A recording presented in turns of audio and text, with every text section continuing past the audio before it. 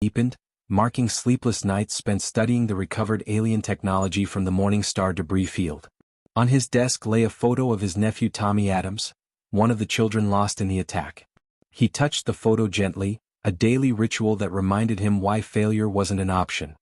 "Admiral," his assistant called from the doorway. "The UN Security Council is ready for your briefing." James straightened his uniform and picked up his tablet. As he walked through the bustling command center, he saw the same fierce determination in every face he passed. Engineers who once worked for competing companies now collaborated around the clock. Former enemy nations shared their most closely guarded military secrets. The attack had changed everything. In the main research lab, Dr. Emily Ross hunched over what remained of an alien shield generator. Her hands trembled slightly, not from fear, but from too much coffee and too little sleep. Her teenage daughter had been friends with 3 kids on the Morningstar. Now, she channeled her grief into understanding the enemy's technology. "Look at this, Admiral," she called out as James passed by. Her eyes gleamed with the fire of discovery. "Their shields are amazing against energy weapons, but they never develop protection against simple kinetic impacts. They probably thought projectile weapons were too primitive to be a threat." James paused, looking at her work. "They don't know that humans never stop using what works," he said quietly. "Keep going, Doctor. You're doing Tommy proud." In orbit, the first of Earth's new hybrid warships was nearing completion. The Remembrance looked nothing like traditional human spacecraft. Its hull incorporated recovered alien metals, but its weapons were purely human: railguns, missile pods, and something the engineers called the surprises. Colonel David Brown floated near the ship's main viewport, supervising the final installations. 20 years in the Air Force hadn't prepared him for space combat, but humanity was adapting fast. His team had been training in zero-gravity warfare for weeks, learning to think in 3 dimensions. "They expect us to break," he told his squad during their daily briefing. "They think we're primitive, scared animals who'll surrender when they show their technological superiority." He smiled grimly. "Let's show them what primitive animals can do when protecting their home." Back on Earth, in a secure bunker beneath the Urals, General Maria Volkov watched the latest simulation results. The Alliance's attack patterns were predictable. They had never needed to develop complex strategies against primitive species. But humans had been fighting each other for millennia. They understood deception, surprise, and the devastating power of unconventional warfare. "Send this to all commands," she ordered, her voice carrying the weight of centuries of military experience. "They expect a defensive war. We'll give them something they've never seen before." In cities across the globe, civilians did their part. Factory workers pulled double shifts producing ammunition and spare parts. Children collected scrap metal for the war effort, turning it into a competition to see who could gather the most. Communities adopted military families, ensuring no one faced the coming storm alone. At the newly established Alliance Research Center in Washington, biological experts made an alarming discovery. "Admiral," Dr. Ross reported during the evening briefing, "we've analyzed their physical capabilities. They've never encountered a species like us before. Their homeworlds are all low-gravity, low-stress environments. Earth would be classified as a death world by their standards." James absorbed this information, thinking of humanity's long evolution as persistence hunters, of their ability to survive in every environment from Arctic tundra to burning deserts. "So we're not just more aggressive than they expected," he mused. "We're stronger, faster, and more durable too." The Alliance's surveillance probes watched Earth's preparations with mild interest, reporting back on the primitive species' amusing attempts to prepare for war. They noted the increased production of projectile weapons, quaint relics that their shields would surely handle.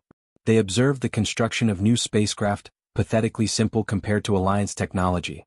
What they failed to understand was that every human on Earth, from the highest general to the youngest child, was united in a way their species had never experienced. They didn't see that each person carried a piece of the morning star in their hearts, a burning ember of determination that would soon explode into an inferno. In his quarters that night, Admiral Miller added another entry to his personal log. "The Alliance thinks the Morning Star incident broke our spirit. Instead, it forged us into something stronger. They expect to find a primitive species cowering in fear. They'll find humanity standing together, ready for war. And God help them when they realize their mistake." He looked at Tommy's photo one last time before turning in. Tomorrow would bring more preparations, more training, more innovations born of desperate necessity. The Alliance was coming, confident in their superiority, certain of their victory. They had no idea what was waiting for them. Why no species will challenge humanity again after witnessing their wrath. Part 3. The first strike. The Alliance battle fleet emerged from hyperspace in perfect formation.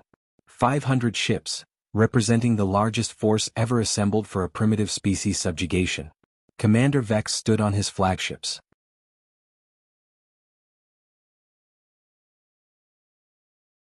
Begin standard conquest protocol, he ordered. Deploy an attack pattern Sigma. Their primitive sensors won't even detect us until... Sir, his sensor officer interrupted, panic in his voice. Multiple weapon locks. They're already tracking us. Aboard the EDS Remembrance, Admiral Miller watched the Alliance fleet's arrival on screens powered by their own stolen technology. All ships, execute Operation Thunderclap, he commanded. Show them what humanity's primitive weapons can do. The space around Earth's orbit lit up with fire. The Alliance ships' advanced shields, designed to deflect energy weapons, proved useless against accelerated tungsten rods traveling at a significant fraction of light speed. Railguns that the Alliance had dismissed as primitive tore through their ships like paper. Impossible. Vex shouted as the first wave of his fleet disappeared in balls of expanding debris. Their technology was nowhere near this level 3 months ago. Sir, they're using our own shield frequencies against us, his tactical officer reported, terror evident in his clicking speech. They've adapted our technology. In the thick of battle, Colonel David Brown led his fighter wing through the chaos. The small, agile craft were barely more than cockpits with engines and weapons, designed by humans who understood that sometimes, being small and primitive, was an advantage. Remember the Morning Star? He called over the comm as his squadron dove through the debris field, launching missiles at the Alliance ships' now exposed weak points. For Tommy and all the others. The Alliance commanders had never seen anything like it. Their sophisticated targeting systems struggled to lock onto the small human fighters that flew like enraged insects, striking and vanishing back into the debris field. Every human pilot seemed to operate independently while somehow maintaining perfect coordination, a level of individual initiative that was alien to the Alliance's rigid command structure. On the Remembrance's bridge, Dr. Emily Ross worked frantically at her console, analyzing the Alliance ship's reactions. Their shields adapt quickly, she reported to Admiral Miller. But they can't maintain coverage everywhere at once. They never expected to need to. Miller nodded grimly. Launch the surprises, he ordered. Across the human fleet, missile pods opened to release their payloads. The Alliance sensors registered them as simple nuclear weapons, primitive but potentially troublesome. Their shields adjusted automatically to defend against atomic detonations. They weren't nuclear weapons. The missiles contained a human invention born of desperation and rage, a combination of captured Alliance technology and Earth's most destructive innovations. As they detonated, they didn't release energy or radiation. Instead, they created localized fields of altered space-time, turning the Alliance ship's own mass against them.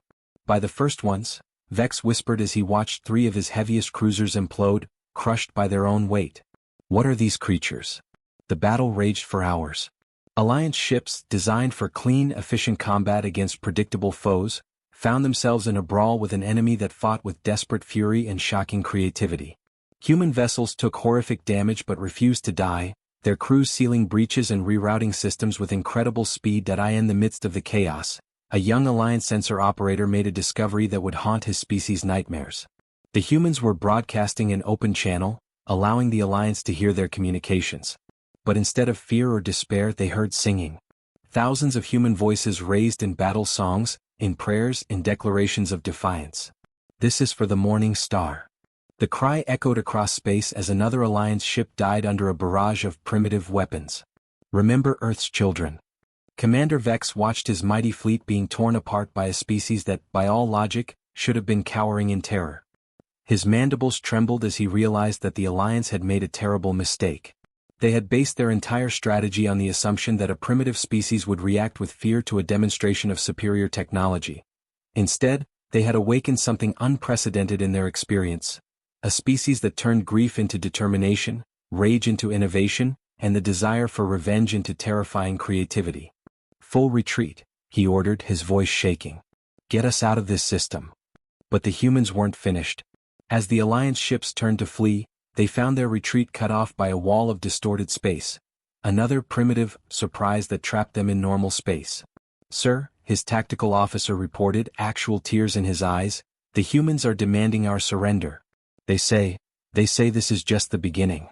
In Earth orbit, Admiral Miller watched the Alliance fleet's desperate attempts to escape.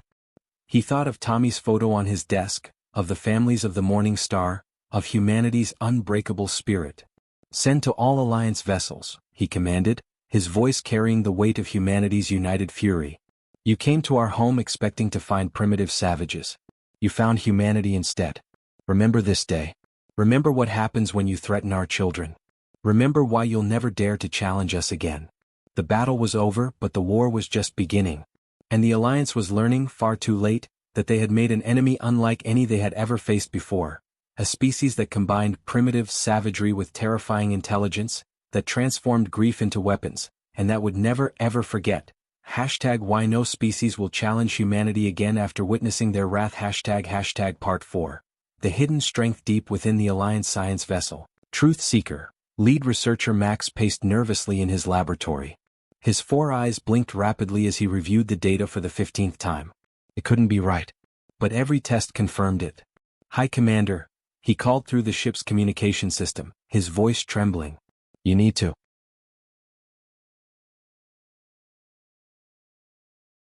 Star carried 200 Earth civilians toward the newly established Mars colony. Captain Robert Wright stood on the bridge, his weathered hands resting on the control panel as he watched his grandchildren's video message for the 5th time. The gentle hum of the engines provided a soothing backdrop to their laughter. Captain, unusual energy readings at 2 o'clock, First Officer Mary Parker called out, her voice steady but lined with concern. It's unlike anything in our database.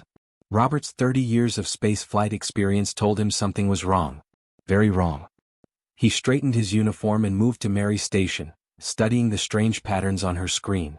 The readings pulsed with an alien rhythm that made his heart race. Get me the emergency channel to Earth Command, he ordered, keeping his voice calm for his crew's sake. And sound general quarters. I want everyone at their stations. The bridge erupted into controlled chaos as warning lights bathed everything in a soft red glow.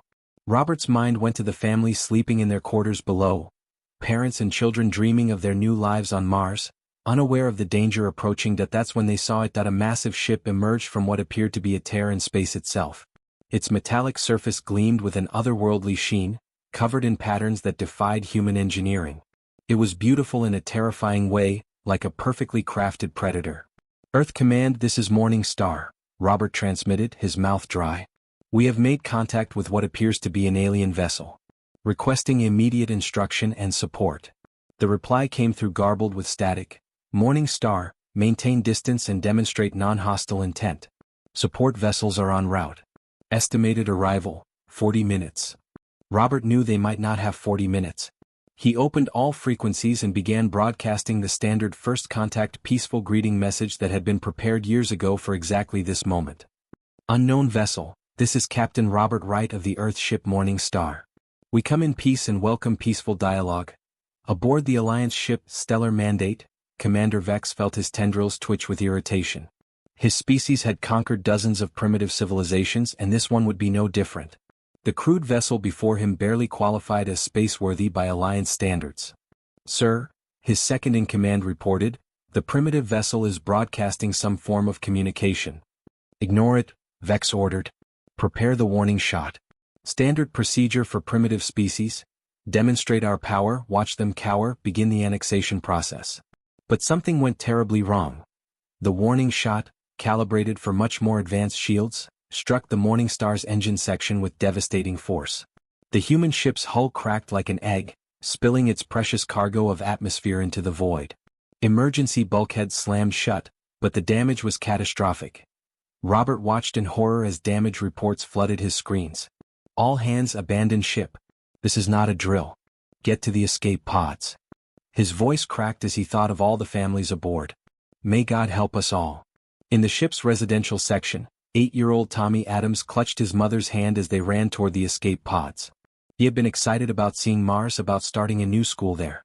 Now, the corridors shook around them as more hits struck the dying vessel. The Alliance ship's sensors recorded everything, the desperate launches of primitive escape vessels, the final breakdown of the ship's power systems, the last transmissions of its crew.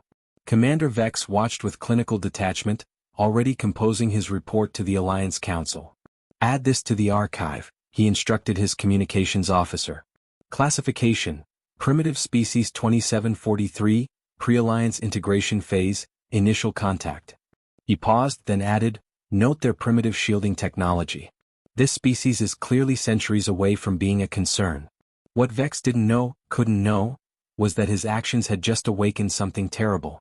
As the Morning Star's distress signals reached Earth, as the images of escape pods being methodically destroyed reached military commands worldwide, as the final transmissions of Captain Robert Wright played across every news channel on the planet, humanity experienced something it hadn't felt in generations. Complete unity in the face of an existential threat. In the White House Situation Room, the president watched the footage with tears in her eyes. In Beijing, military commanders who had spent decades preparing for war with each other now turned their full attention to the stars. In Moscow, generals pulled classified files about experimental weapons that had been deemed too devastating for use against fellow humans. The Morning Star's destruction lasted less than 15 minutes. But in those 15 minutes, the Alliance had made the greatest mistake in its 1,000-year history. They had judged humanity by its technology alone. They had failed to learn about human history, about the countless wars that had forged their military doctrine. They didn't know that humans, unlike any other species they had encountered, had evolved as persistence hunters, creatures that could chase prey until it dropped from exhaustion. Most importantly, they didn't know that humans, when threatened, when pushed into a corner, when watching their children die in the cold void of space, could become something that would haunt the nightmares of even the most hardened Alliance species. As rescue ships reached the debris field that had been the Morning Star, as they recovered the bodies of families who had dreamed of a new life on Mars, as they collected the final transmissions and sensor data, humanity's leaders gathered in emergency sessions worldwide. The debates were short. The decisions unanimous. Earth would not cower. Earth would not surrender. Earth would not forget.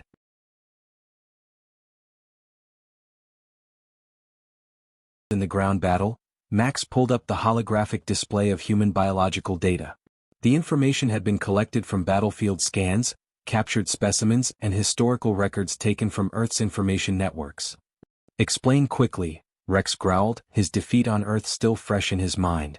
Sir, we've been fighting them wrong, Max said, pulling up comparison charts. Look at their evolutionary history. Every other spacefaring race evolved from prey species.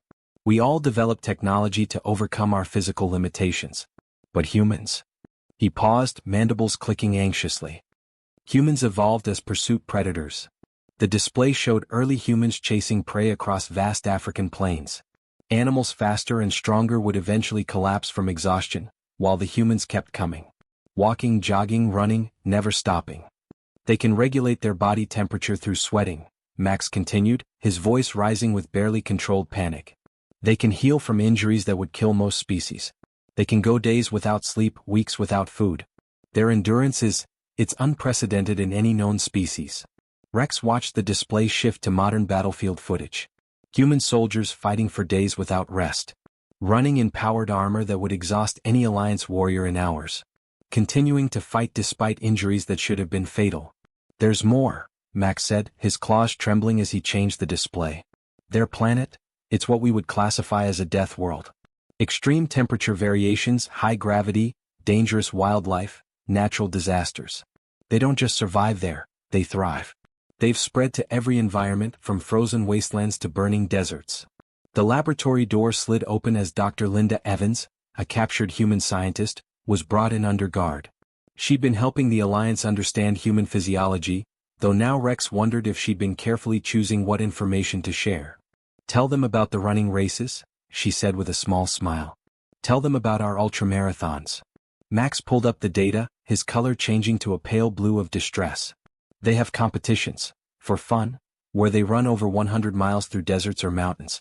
For recreation, they climb frozen peaks where the air is too thin to breathe. They swim in freezing oceans. They do these things for entertainment. Linda nodded, her smile growing. We get bored easily. Need to challenge ourselves. Did you know some of us run marathons in full firefighting gear?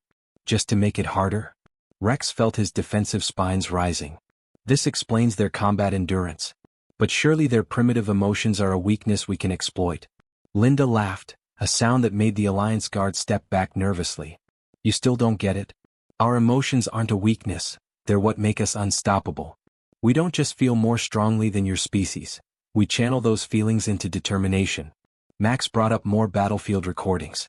Humans fighting harder after seeing comrades fall. Wounded soldiers continuing to advance. The eerily effective combination of tactical thinking and raw emotional drive. Their bodies produce chemicals under stress, he explained, substances that can temporarily block pain, increase strength, enhance focus. And their brains? The neural patterns when they're angry or protective. He trailed off looking ill. We call it mother's strength, Linda said quietly. There are documented cases of normal humans lifting vehicles to save trapped children. Our protective instincts can temporarily override our physical limitations. Rex watched video from the ground battle, seeing his troops retreat from humans who simply refused to stay down. How do you defeat an enemy that grows stronger from adversity? He wondered aloud. That's what makes us unique, Linda replied. Most species run from death. We've learned to stare it in the face. We've turned our fears into weapons, our grief into strength. Every time you hurt us, we adapt. Every time you knock us down, we get up stronger. Max brought up one final display, a compilation of human combat footage. They have a saying, he said quietly. What doesn't kill you makes you stronger. We thought it was just words. But they've somehow made it true. Their entire history is a cycle of facing death and becoming harder to kill. And now, Linda added, her voice carrying an edge that made everyone in the room instinctively want to step back, you've given us something we've never had before, a united purpose. Humanity has spent thousands of years fighting itself, developing ways to defeat enemies who think and fight exactly like us. Now we can focus all that knowledge, all that determination, all that carefully refined art of war on you. The room fell silent as the implications sank in. The Alliance had spent generations conquering species that developed technology to overcome their evolutionary limitations. But humans had developed technology to enhance strengths they already had. Every tool, every weapon, every tactic they created didn't compensate for weakness, it amplified existing power. Send this to High Command, Rex ordered, his voice hoarse. All of it. They need to understand what we're facing. This isn't just another primitive species learning to use advanced technology. This is... He struggled to find the words. This is humanity, Linda finished for him. We ran down our prey until it collapsed from exhaustion. We survived ice ages and plagues. We conquered every environment on our death world. And now you've given us a reason to show the galaxy exactly what that means. As the data transmitted to Alliance High Command, Max added a personal note to his report. In our arrogance, we assumed that achieving space flight marked the peak of evolution. We were wrong. Humanity didn't need technology to become strong. They developed technology because they were already strong. And now they're combining that strength with our technology in ways we never imagined possible. May the first ones help us all. #Why no species will challenge humanity.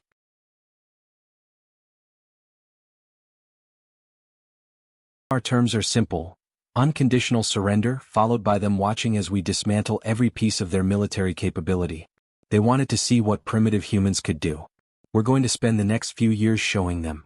Operation Thunderstorm marked the moment when the Alliance truly understood their mistake.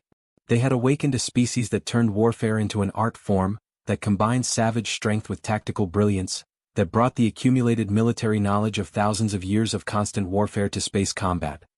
The galaxy would never be the same. #Why no species will challenge humanity again after witnessing their wrath. Part 6. The Alliance fractures. The emergency session of the Alliance Council descended into chaos as the holographic displays showed another human victory. Representatives from 30 different species shouted over each other, their translator units struggling to keep up with the panic in their voices. They took the Graxis shipyards in under an hour. 300 years of military tradition, useless against their tactics. They're not just winning, they're studying us, learning our weaknesses. High Counselor Vex stood at the center of the storm, his once proud posture now stooped with exhaustion. The latest reports sat heavily in his hands. Another Alliance battle group had surrendered after their commander witnessed human ships deliberately flying into an asteroid field, and emerging unscathed. The humans? He began but was cut off by Representative Kral of the warrior thorn species. Don't say that word. Kral shouted, his spines rattling with fear. Every time we speak of them they seem to grow stronger. Did you see what they did to our best combat unit? They didn't just defeat them, they broke their spirit. The room fell silent as a new hologram appeared, footage from Lieutenant Tom Baker's last stand at the Battle of Proxima. A single human vessel, heavily damaged, had held off an entire Alliance strike force. The human commander had broadcast on all frequencies, letting the Alliance watch and listen as he and his crew fought to their last breath. The recording played again. "This is Lieutenant Baker of the Earth Defense Force. You wanted to see what humanity's capable of? Watch closely. This is how Earth's children die, taking you with us. For the Morning Star." What followed had become legendary across Alliance space. Baker's ship, systems failing and hull breached, had executed maneuvers that Alliance pilots claimed were physically impossible. The human crew, exposed to vacuum in some sections, continued fighting with desperate fury.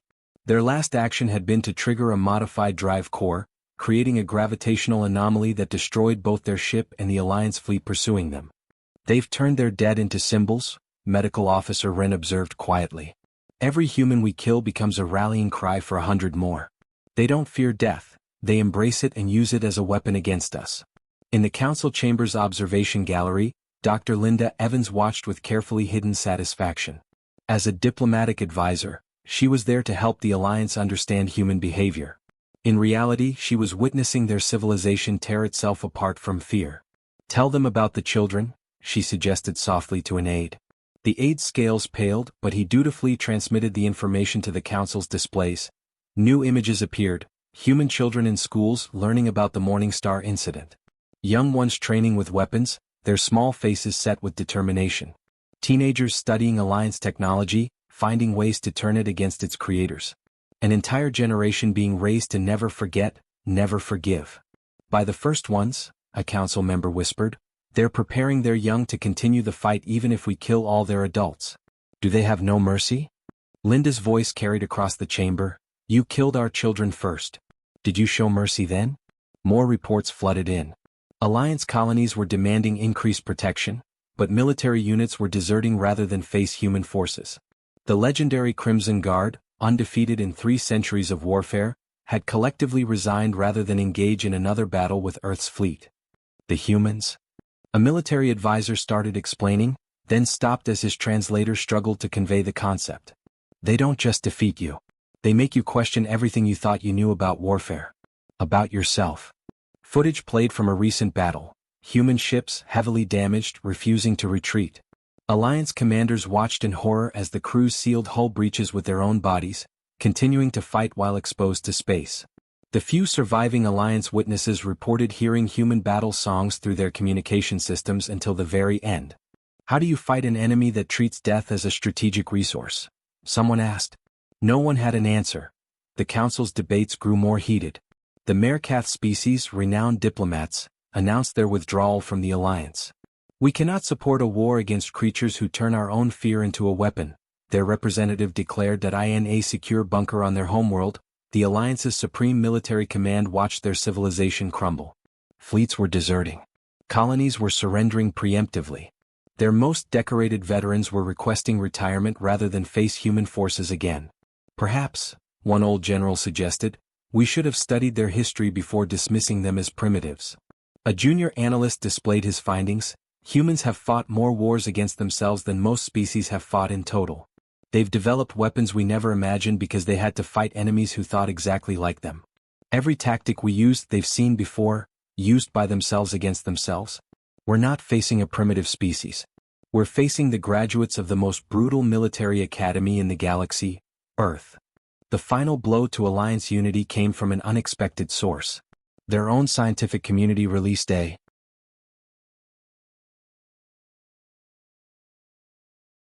thunderstorm began in silence. No grand declarations, no warning shots.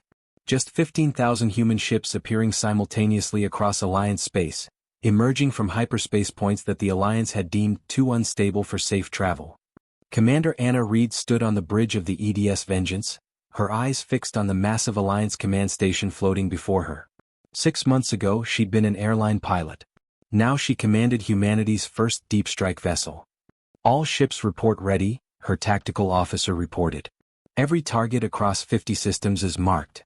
Anna touched the silver locket at her neck. Inside was a piece of the Morning Star's hull, a reminder of why they fought.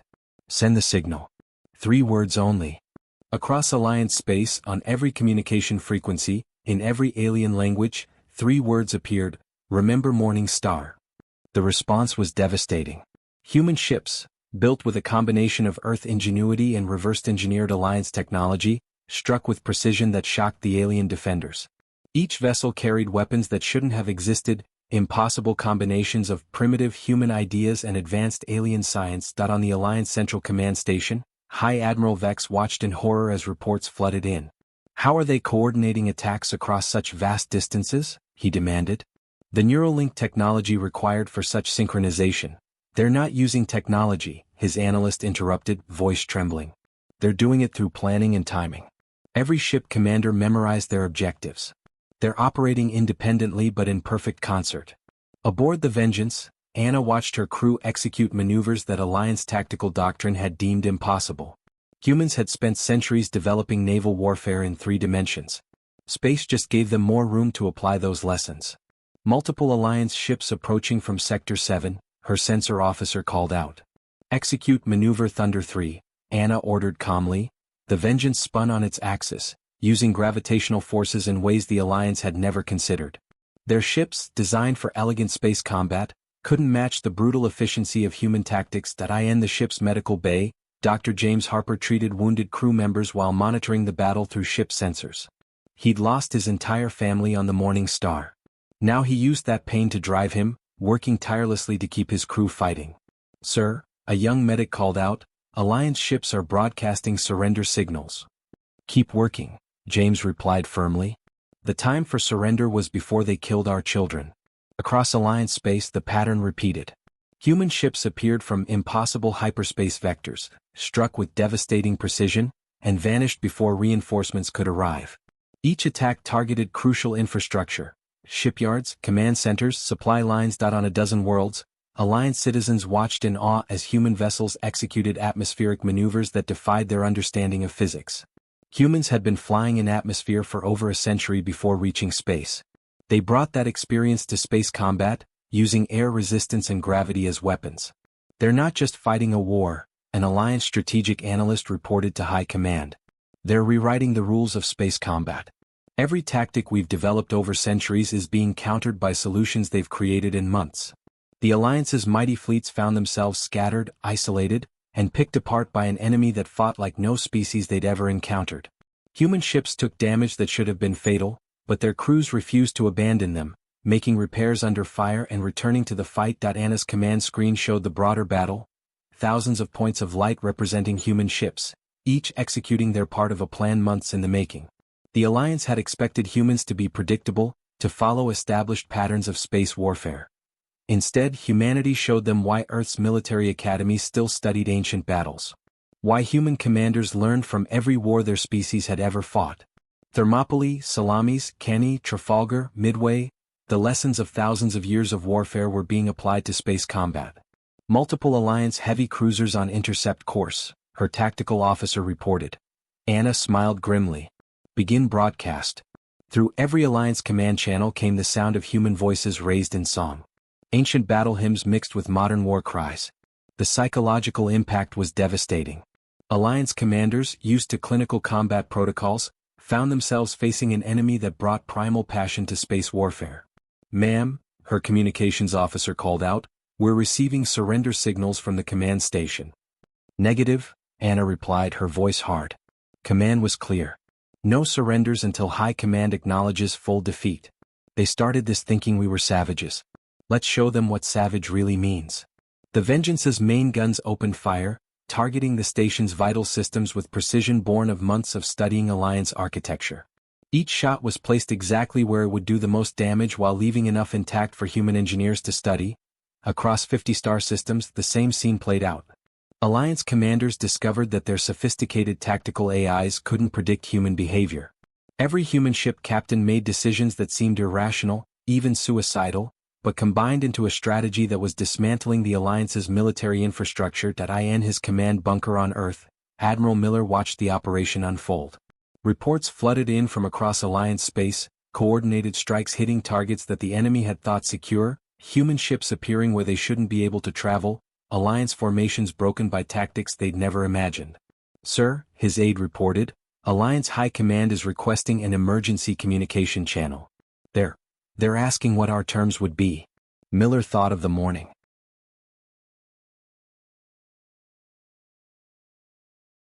The Alliance had not merely started a war, they had created a species-wide trauma response that was transforming humanity into something unprecedented in galactic history. As the council chamber erupted into fresh chaos, Linda quietly made her way to a secure communication room. Her message to Earth Command was brief: the Alliance is breaking. Their fear of us is doing more damage than our weapons. They're starting to understand that everything they've seen so far was just humanity being merciful. Admiral Miller's reply was equally short: good. Let them understand what's coming next. Let them learn why no species will ever dare to challenge humanity again. In the council chamber, the representatives of 30 species faced a terrible reality. They had not merely awakened a sleeping giant, they had created their own worst nightmare. A species that turned defeat into strength, death into inspiration, and fear itself into a weapon. The galaxy would never be the same. And the Alliance had no one to blame but themselves. #Why no species will challenge humanity again after witnessing their wrath. Part 7. Humanity unleashed. The concept of total war was alien to the Alliance. In their 3,000 years of conquest, they had never encountered a species willing to commit their entire civilization to victory. As Admiral Miller's fleet appeared over the Alliance capital world, they learned why humans considered it their specialty. All ships, execute Operation Downfall, Miller commanded from the bridge of the EDS Retribution. Show them what humanity can really do when we stop holding back. The first wave wasn't military. Instead, thousands of civilian ships appeared, converted cargo haulers, modified passenger liners, even privately owned vessels. Each had been transformed into a weapon using a combination of human ingenuity and stolen Alliance technology. "Sir," his tactical officer reported, "Alliance Defense Fleet is moving to intercept. They're laughing at our civilian ships." Miller touched the piece of Morningstar hull mounted on his command chair. "Let them laugh. Time to show them why humans are different." The civilian fleet split apart with precision that shocked Alliance commanders. These weren't military pilots, they were ordinary people. Farmers who had spent decades flying crop dusters. Racing pilots who had pushed the limits of atmospheric flight. Stunt pilots who had learned their craft entertaining crowds. "Impossible," an Alliance commander transmitted. "Their maneuvers? These can't be civilian crews." "That's humanity for you," Miller replied on all frequencies. "Every one of us is a warrior when we need to be. For the Morning Star." The civilian ships struck first, using tactics that defied Alliance military doctrine. Cargo ships turned their massive hulls into weapons, using gravitational slingshot maneuvers that their pilots had learned from years of navigating asteroid fields.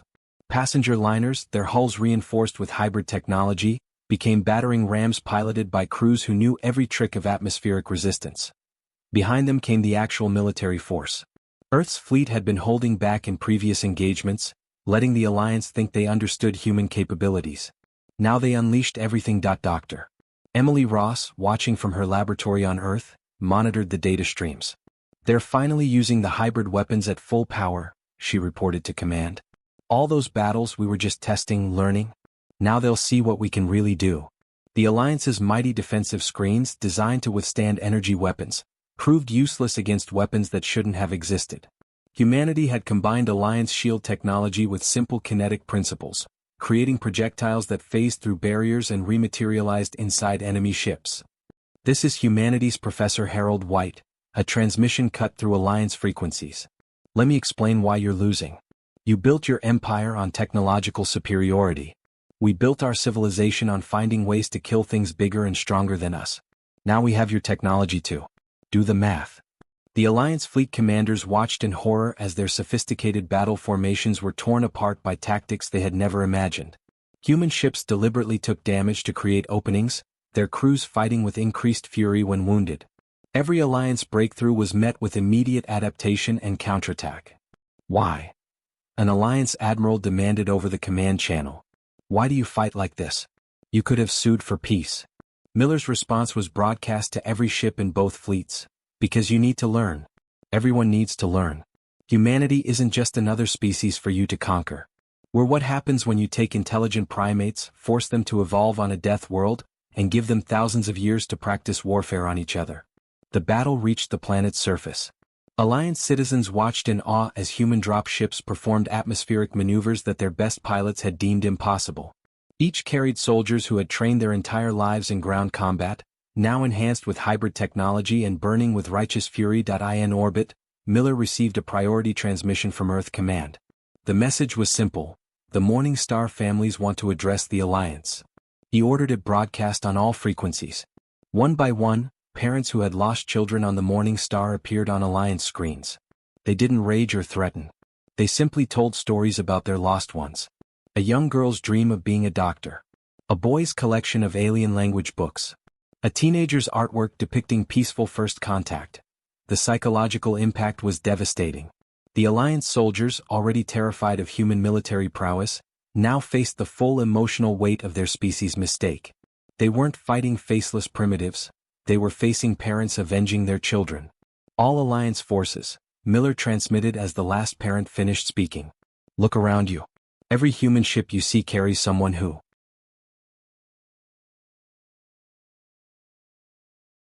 those children.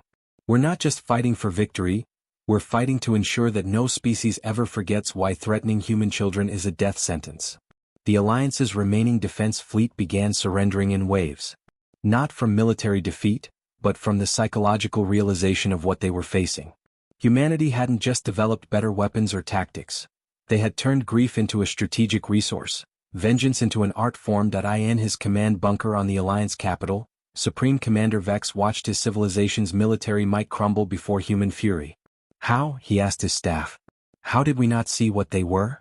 A human cultural expert they had captured earlier smiled grimly. You saw us as primitives because we still used physical weapons. You didn't understand that we kept them because we had learned to kill gods with sticks and stones. Your technology just gave us better sticks. As the Alliance capital fell, Miller sent one final message: let this be the galaxy's lesson. Humanity isn't just another spacefaring species. We're what happens when you take creatures who evolved to outfight everything on a death world, give them technology and then give them a reason for revenge. Remember that next time you think about threatening Earth. The Alliance's surrender was unconditional. As human forces secured their planets, Alliance citizens learned something their leaders had failed to understand. Humans weren't just capable warriors. They could show mercy to defeated enemies, especially to civilians. They helped rebuild what they had destroyed, treated the wounded, and showed a level of compassion that made their military prowess even more terrifying. That's the final lesson, Miller told his staff as reports of human aid efforts came in. We're not conquerors. We're not empire builders. We're teachers. And the galaxy just learned why threatening humanity leads to the hardest lesson of all. #Why no species will challenge humanity again after witnessing their wrath. Part 8. The breaking point. The Alliance Grand Council Chamber, once a symbol of galactic unity, had become a tomb of broken dreams. Representatives from 30 species huddled in their seats, watching footage that their military commanders had begged them not to release to the public. The recording showed the last stand of the Alliance's most elite unit, the Crimson Guard, against a single platoon of human Marines. The Crimson Guard had never lost a battle in their 1,000-year history. They had faced and defeated the most dangerous species in known space. They broke in less than an hour. Play it again, High Counselor Vex ordered, his voice hollow. Everyone needs to understand why we're surrendering. The holographic display flickered to life. The Crimson Guard, 200 of the Alliance's finest warriors, had ambushed the human unit on a desert moon. They had every advantage: numbers, position, technology, and experience. The humans responded by doing something that shattered the Alliance's understanding of warfare. They laughed. Is that all? The human commander's voice came through clearly in the recording. Just 200? We were expecting a challenge. Well folks, let's show them how we do things on Earth. For the Morning Star. What followed wasn't just a battle, it was a demonstration of why humanity had become the galaxy's nightmare. The human soldiers moved with impossible speed and coordination, using their environment in ways that made the Alliance tacticians weep. Each human seemed to operate independently while maintaining perfect unit cohesion. Stop the recording, an Alliance general ordered. Skip to the end. The footage jumped forward. The Crimson Guard lay defeated, their survivors kneeling before the human troops. Not a single human had died. They had suffered wounds, yes, but that had only made them fight harder. You know what the worst part is? The human commander asked his prisoners in the recording. We're not even their best unit. We're just a regular Marine platoon. You should see our special forces. In the council chamber, Representative Krall of the warrior thorn species stood up. I move for immediate and unconditional surrender, he declared. My people have fought in 1,000 wars. We know how to recognize an apex predator species when we see one. The debate that followed wasn't about whether to surrender, that was now inevitable. It was about how to ensure humanity would show mercy.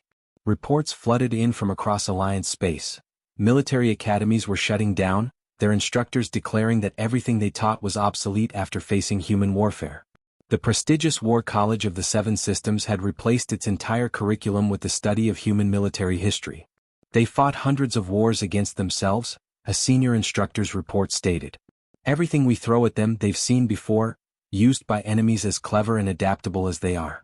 We're not facing a primitive species. We're facing the graduates of the most horrific combat academy in galactic history, Earth. Psychological treatment centers were overwhelmed with Alliance soldiers suffering from exposure to human warfare. The symptoms were unlike anything their doctors had seen before. Nightmares about human battle songs, panic attacks triggered by the sight of Earth-like blue skies, uncontrollable trembling at the sound of human laughter. They don't just defeat you, one veteran reported. They make you understand why you were always going to lose. It's not just their strength or their technology or their tactics. It's the fact that everything they do is designed to teach the galaxy a lesson about why they should never be challenged again. The Alliance's most decorated admiral, hero of 100 campaigns, submitted his final report before retiring. The humans aren't just fighting a war. They're conducting a masterclass in why they're the most dangerous species we've ever encountered. Every battle is a lesson. Every tactic is a demonstration. They're not trying to defeat us. They're trying to ensure that no species ever forgets what happens when you threaten.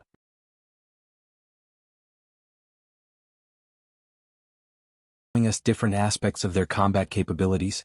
They wanted us to see their civilians turning into warriors, their wounded fighting harder instead of retreating, their ability to adapt and improve in the middle of battle. This wasn't just a war. This was psychological reprogramming on a galactic scale. In orbit around the Alliance capital, Admiral Miller received their formal surrender request. He took a moment to read it thoroughly, thinking of all the lives lost, of the Morning Star's children, of humanity's emergence onto the galactic stage. Patch me through to the council, he ordered. The council chamber fell silent as Miller's hologram appeared before them. Many representatives physically recoiled, their species' fear responses triggered by even the image of a human in military uniform. Your surrender is accepted, Miller stated simply. But understand this, we're not interested in conquering you. We don't want your worlds or your resources. What we want is to ensure that every species in this galaxy understands exactly why threatening humanity is a fatal mistake. He paused, letting his words sink in. You called us primitive because we still practiced warfare. Because we maintained armies and weapons. You never asked why. You never wondered what kind of environment would produce a species that never forgot how to fight. The council watched in terrified silence as Miller's hologram grew larger, more imposing. Now you know. Earth isn't just our home world. It's a forge where we were hammered into something unique in this galaxy. We're not warriors because we have to be. We're warriors because that's how we survived a planet that tried to kill us every day of our evolution. The surrender ceremony was brief. As humanity's terms were read out, many council members wept openly. Not because the terms were harsh, they were surprisingly lenient, but because they finally understood the full magnitude of their species' mistake. They hadn't just started a war with a primitive species. They had awakened something that their civilization had never encountered before, a species that had turned warfare into an art form, that had evolved on a death world, that had spent its entire history learning to fight enemies exactly as intelligent and adaptable as itself. As the Alliance leadership signed the surrender documents, Miller added one final statement to the galactic record. Let this be the galaxy's enduring lesson. Humanity isn't just another spacefaring species. We're what happens when you take intelligent primates, force them to evolve on a death world, give them technology and then give them a reason for vengeance. Remember that before you ever think about threatening Earth again. #Why no species will challenge humanity again after witnessing their wrath. ## Part 9. A new galactic order. 5 years after the Alliance surrender, the galaxy had changed beyond recognition. The Great Assembly Hall on Earth, built from the ruins of the Morning Star, hosted representatives from every known spacefaring species. They came not as conquered subjects, but as students eager to learn from humanity's example. Admiral Miller, now Earth's chief diplomatic officer, stood at the podium addressing the gathered species. His uniform still carried the Morning Star Remembrance Pin, but now it was matched by the Universal Peace Medal, a symbol of humanity's new role as galactic peacekeepers. 5 years ago, he began, we taught the galaxy a harsh lesson about underestimating humanity. Today we teach a different lesson, about why we fight so hard for peace. The Alliance, once a mighty empire, had been transformed. Not through conquest or subjugation but through understanding. Human teachers now served at their military academies, not to train warriors, but to explain why warfare should be the last resort. The humans are unique, former High Counselor Vex explained to a class of young Alliance officers. They're the only species we've encountered that knows both the full horror of war and the true value of peace.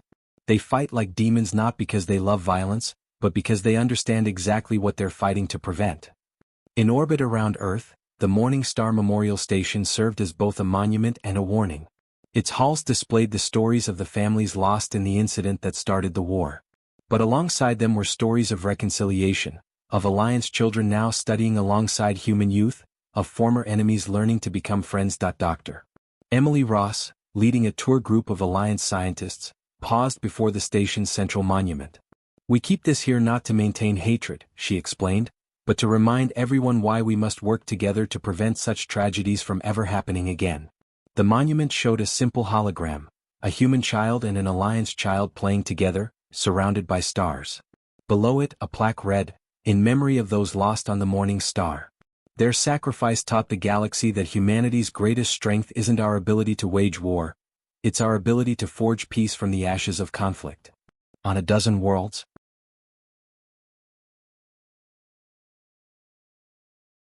Alliance species learned about human history, understanding at last why Earth's children had become such formidable warriors, and why they fought so hard to avoid using that strength. The humans could have destroyed us, a young Alliance historian wrote in his widely read analysis. Instead they chose to teach us. They showed us that true strength isn't just about the ability to win wars, it's about the wisdom to prevent them. The Crimson Guard, once the Alliance's elite warriors, had been reformed with a new mission. They now served alongside human peacekeepers, learning and teaching the art of conflict prevention. Their former commander wrote in his memoirs, "We thought we were the galaxy's greatest warriors until we met humanity. Then we learned that the greatest warrior is one who knows the full cost of war and still chooses to protect peace." In the assembly hall, Miller continued his address. "Today, we announced the formation of the Galactic Peacekeeping Force. A joint organization combining the strengths of all our species. Because humanity's lesson to the galaxy wasn't just about our power, it was about responsibility. The new force would be different from the old Alliance military. Its officers studied both human military history and peace initiatives. They learned why Earth's children were so formidable in war, but also why they valued peace so deeply. Humans are terrifying, an Alliance diplomat explained to his peers, not just because of how well they fight but because of how well they understand the cost of fighting. They're the only species we've met that treats peace as something worth bleeding for." In Earth's military academies, a new generation of officers learned from both human and Alliance instructors. They studied not just tactics and strategy but diplomacy and cultural understanding. The Morning Star incident was required learning, not to stoke hatred, but to understand the price of misunderstanding. A young cadet, visiting the memorial station, asked Miller why they maintained such detailed records of the war. His answer would become part of the standard curriculum. "We remember not to glorify war but to remind everyone why we work so hard for peace.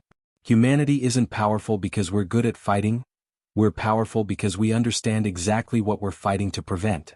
The galaxy had learned its lesson. No species would ever again mistake humanity's love of peace for weakness.